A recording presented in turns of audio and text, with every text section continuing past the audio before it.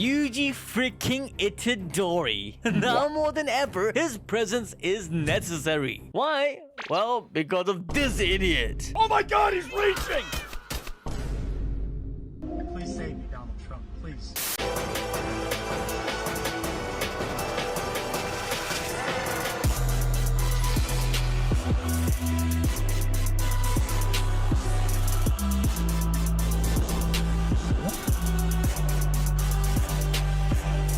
We continue from the awkward situation where this old-ass geezer is crying out of his third eye, thinking the humans are killing their gods. So to clarify the matter, Jabaloma, the spokesperson for the Lumilians, reaches out to Usami, confirming the connection between cursed spirits with the Kalons. Because these tears don't just leak out for fun. No. This eye liquid is actually brain juice. The Lumilians only cry like this when they are born, when they die, or when they witness the death of Kalons, which can lead to their brains imploding. But what convinced Usami and Mino was the fact the old man saw this happening in Tokyo. We learned that after 68 years from Gojo and Sukuna's death, 99% of cursed spirits now only manifest in this city. That is why throughout all of these 12 chapters, we barely get to see any cursed spirits. Just imagine how crazy it is that every cursed spirit you ever see in Jujutsu Kaisen, pretty much all of them, are condensed into a single city, making the old capital of Japan a place where ordinary humans can never venture into, the realm of the cursed spirits, Tokyo, the Inhuman Makyo. We quickly learn more about this as the Okutsu siblings take Maru on a tour alongside Kyoto's protective barriers. Yuka explains after the Culling Games, when the world learned about cursed spirits, the government lied, saying that they only appear in Tokyo, and by limiting the leakage of cursed energy to Tokyo, where the public have no access to, made this lie into a truth. People were actually scared of Tokyo. Considering what happened in Shinjuku, it only makes sense. But this resulted in even more curses spawning in the old capital. However, barriers were constructed around Kyoto and other regions, since it's not impossible for cursed spirits to form outside of Tokyo. This in turn pushes the curses away from those regions into the controlled zone. And that's when Tsurugi talks about the Great Purification Ritual, an actual culling of cursed spirits. To ensure they don't spill out of Tokyo, sorcerers are sent once in a while to exterminate them. Sounds simple, right? I mean, they even make a game out of it. However, in the eyes of the Cimmerians, this goes against their religion, as they see cursed spirits in the same light as the Kalons, and that's what this old Cimmerian had witnessed. He stumbled upon Tokyo whilst the Great Purification was taking place. Now, we know Yuji freaking Itadori is not here in Tokyo, because if he was, then Tokyo would have been completely empty. Instead, we get this insane panel, which feels like it's straight out of the Dark Continent from Togashi's Hunter x Hunter. Yuji is currently MIA and was last seen in the middle of a crowd filled with humans. So it could be that this area likely does not consist of many special grades, especially those who evolved to speak and think very intelligently, as we could assume they would just leave the area with no problems, which means the few moments Yuji isn't aura farming, it's possible that he has taken it upon himself to find the greater threats. But we can be sure that when Yuji does arrive, the whole dynamic between the Cimmerians and humans will completely shift, especially if Yuji is indeed a half curse. The connection between the cursed spirits and Kalons might be due to the composition of their cursed energy, and Yuji fits the bill. Besides eating his brothers, he was crafted in a unique way. Who's to know what else Kenjaku had done whilst he was in his belly? So it's not far-fetched to think that Yuji might become an avatar, bridging the two races together. Stick around till the end where I'll explain this even further, going into why the Cimmerians might hold Yuji as a deity. However, even though my boy Yuji isn't in this cesspool, these guys are. Remember this one super intolerant guy who I did say might be related to Mei? Yeah, the one with the shape up who was seated with the other higher ups. Well, get ready to hate this guy even more. Whilst exorcising the cursed spirits in Tokyo, they proceed to start cleansing indoors. However, something or someone was pulling all the cursed spirits to a single room,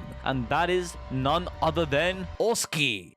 Who? Come on, guys. The Cimmerian who wanted conflict and voted to overtake Japan by force. After hearing what happened from Elder Boro, he made his way there to confirm the existence of their gods on Earth. And so, this geezer is literally treating the cursed spirits like a freaking pet. Now, it does look kind of dodgy, I can't lie. It's a bit sus. But regardless of what's happening between these two, they are rudely interrupted by the sorcerers. This is where the situation starts getting even worse. Osami immediately sends words to the sorcerers in Tokyo to stop the purification ritual. Both Jabaloma and Cross also realizes how bad the situation can get, and so they decide to tag along. Cross even offers to use their mothership to reach there as soon as possible. At the same time, back in Kyoto, the siblings explain cursed objects to Maru. Like Sukuna's fingers, they are used to repel the cursed spirits, but over time, the nature of these objects change, where they will start attracting them instead.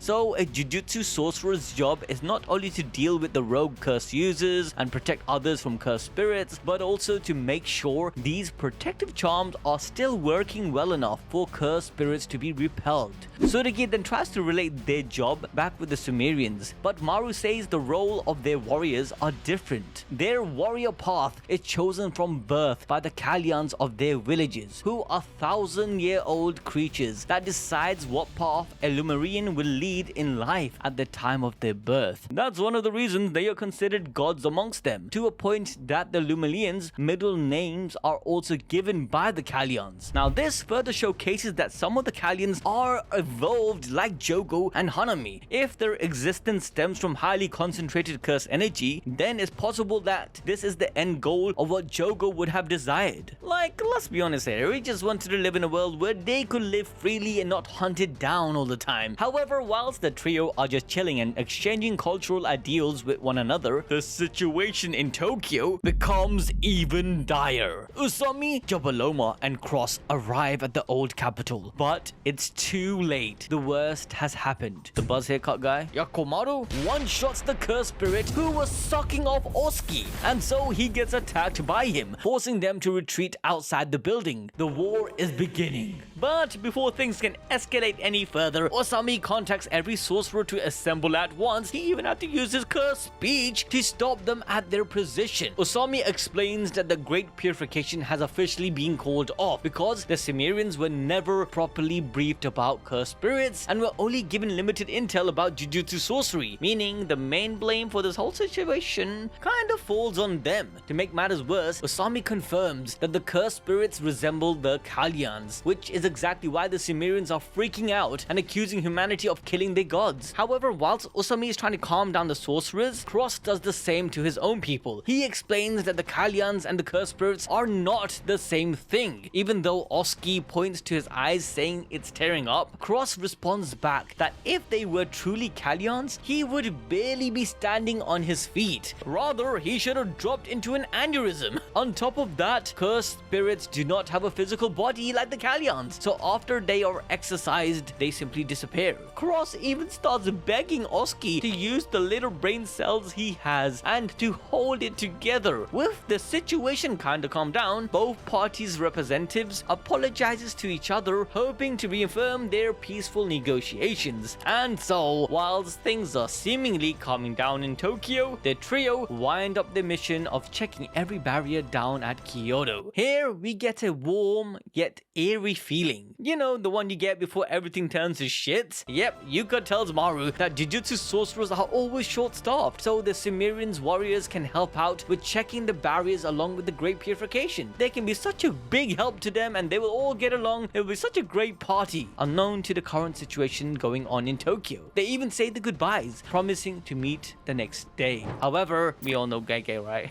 This might be the last time they meet as friends, as Gege has started cooking the next war. Because back in Tokyo, Cross starts reaching. He starts reaching, guys. He reaches in his coat pockets, alright? And at that point, Yokomaru channels his blue uniform and starts blazing his gun, shooting Cross in the chest and gut. Now, obviously, he was reaching for a weapon, right? It was the only rational thing to do, It's nothing to do with racism or fear of seeing someone different, right? Stupid ass. Seriously, did he really think the guy who was responsible to calm the situation down is going to be pulling out a weapon? And so, in self-defense, he shoots him? Can't make this shut up. Gege, man, what are you doing here, man? He's watching too much American news. But in all honesty, Gege, for the past 12 chapters, has been subtly hinting towards our reality. Compared to Yuka and Tsurugi, I felt more for Cross and Maru. So seeing this unfold really hurts my heart. Honestly, Gege, why are you doing this to us? And what do we know? The situation goes to shit. Everyone's screaming, ready for a fight. Cross is on the verge of death. And with Jabaloma and Usami trying to control the situation, enter the special grade, Dabura.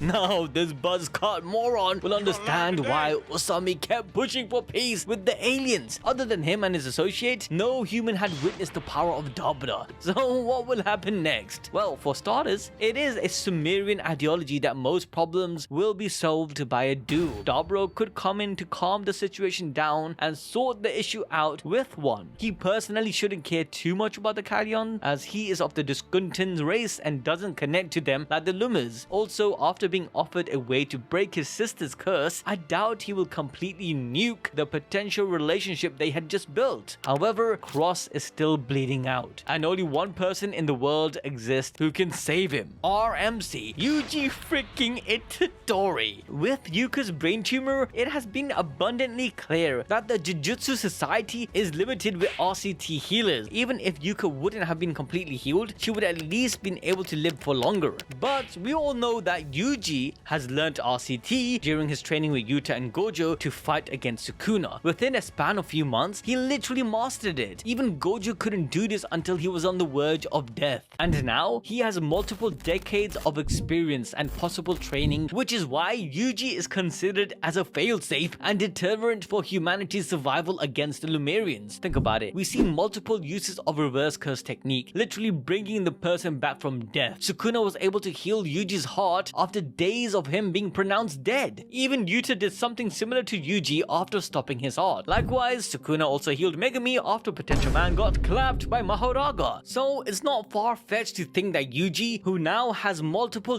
decades worth of experience, can use RCT to an extreme level, not just applying it to the body, but to the soul itself. And from Mahito, we know that if you affect the soul, the body will follow, which means he should be able to heal literally anything, even this gunshot wound. It's child's play for him. Now, if you're thinking, why doesn't these Sumerians just use RCT? How come they don't know it? Well, even though these aliens do use Rurulka energy, which is life energy, none of them have shown us how to use RCT as of now. Even with their level of technology, healing Maru, who had a few bruises, would have been different when compared to healing a gunshot wound to the heart. So, RCT will be seen as a god tier ability. It literally goes against nature itself. Yuji is literally the only chance the humans have right now, especially with Dabura's current entrance in Tokyo. Yuji could even face off against Dabura in a duel, where they both survive and become friends. Listen, okay, the Lumer people just run my heart over. I just want them all to get along happily, and maybe, together they can fight the Discontins, who I assure you are not done. They will chase the Lumer people all the way to Earth just for more of those Maru ores. They are the real bad guys. Yuji winning against Dabura and then offering peace could also reinforce their acknowledgement of his identity of half curse, i.e. half Kalyon. They would end up revering him as some sort of deity. And if Yuji does have the ability to target the soul, he should be able to remove the curse on Dabura's sister, where at that point, not only will he gain the worship of the Lumerians, but also the respect from Dabura himself. And let's say we do see the Discontes chief and their people chase after the Lumers, we'll finally get to see an awesome team up alongside Dabura, Yuji, and of course Tsurugi, who'll eventually awaken Rika's powers. Funny enough, like Yuji, she is also MIA, and some part of me actually believes that's because the ring actually belongs to Yuka. Yuta wanted her to have it, and hey, if she does, it's possible Rika can heal her brain tumor as well. Remember in chapter 269, she was able to use RCT, so like she did with Yuta's body, it's possible that she can heal Yuka as well. Either way, humanity still has a chance, and I'm sure Yuji FREAKING Itadori is going to be an answer for it. Let me know what you guys think in the comment section below, and if you want more peak content, make sure to watch this video next.